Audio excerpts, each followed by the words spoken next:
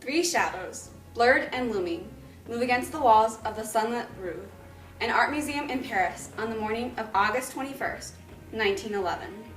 To everyone else, it was but a typical day. To Vincenzo Lancelotti, Michele Lancelotti, and Vincenzo Perugia, it was much more than a typical day. Leaving the Louvre in broad daylight, a little disheveled, but still unsuspected, came three Italian men with history in their arms. The Mona Lisa. Welcome to the History Channel's Stealing the Mona Lisa. We begin our story on a regular Sunday afternoon. Three Italian men walked through the nearly 1,000 rooms of the Louvre Museum, which covered over 45 acres. It was a regular day, but what these three men were planning to do was anything but typical. At closing time, the three men, brothers Vincenzo Lancelotti and Michele Lancelotti, and the ringleader, Vincenzo Perugia, hid in a cramped closet near a gallery with Renaissance paintings called the Salon Carré. Night passed as quickly as it came. Monday mornings were especially sleepy because Sunday nights were a time for party and conversation in Paris. The three men, wearing white workmen's smocks, slept out of the closet when morning came. In the early dawn of morning, they grabbed Leonardo da Vinci's 200-pound Mona Lisa with glass and frame right off its hooks. They quickly stripped the painting off its frame and glass, something that Perugia actually helped design himself. In 1910, the Louvre received a letter from Vienna threatening the Mona Lisa, so the museum hired Perugia to build glass over the painting.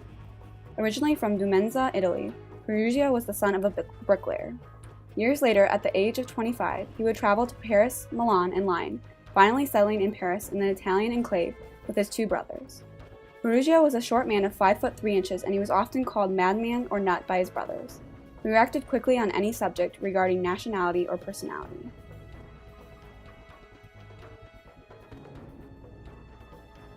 Covering the painting with a blanket, they walked down the back stairwell and exited on the streets of Paris. While at the museum, they had tried to exit out of a side door, but the doorknob had come off.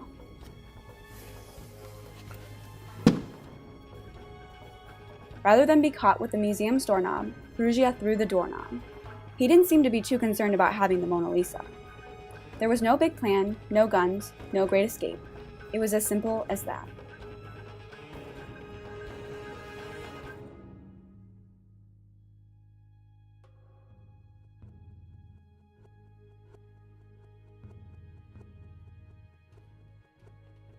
At 7:47, the men boarded the train at the Quai d'Orsay station.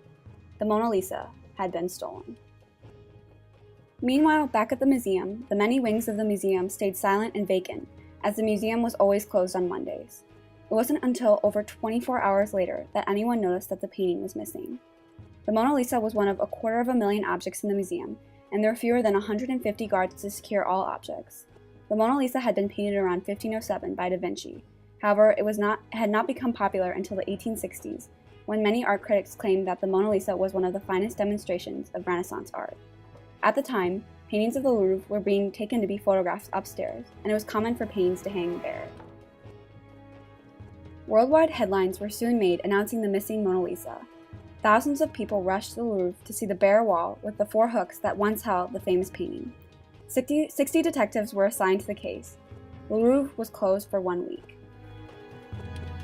Back at his boarding house, Perugia hid the Mona Lisa away in the false bottom of a wooden trunk because the press was too heavy to sell it like he had intended. Pablo Picasso and Guillermo Apollinaire were arrested for being suspected of stealing the painting. However, they were shortly released.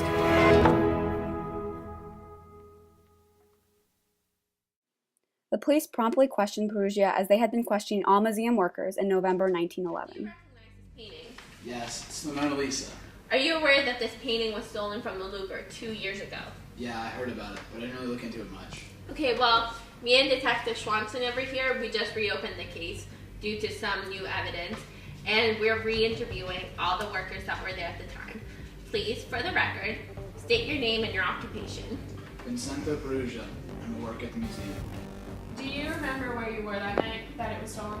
No, it's kind of like a blur. Am I free to go? Perugia called himself a patriot and wanted to return the painting to its original home, Italy. So 28 months later, Perugia decided to make a move. He took a train to Florence, Italy to try and sell the painting. An art dealer was suspicious when Perugia unveiled the painting, but after showing him a stamp of authenticity, the dealer took the painting and reassured Perugia that he would get his reward.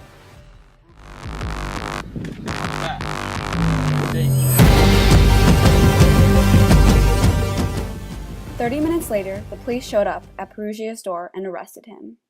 The case of the missing Mona Lisa was done.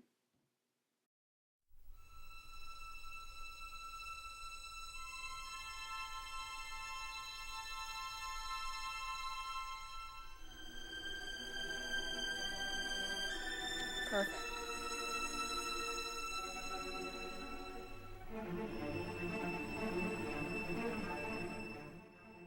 Perugia's court case was next.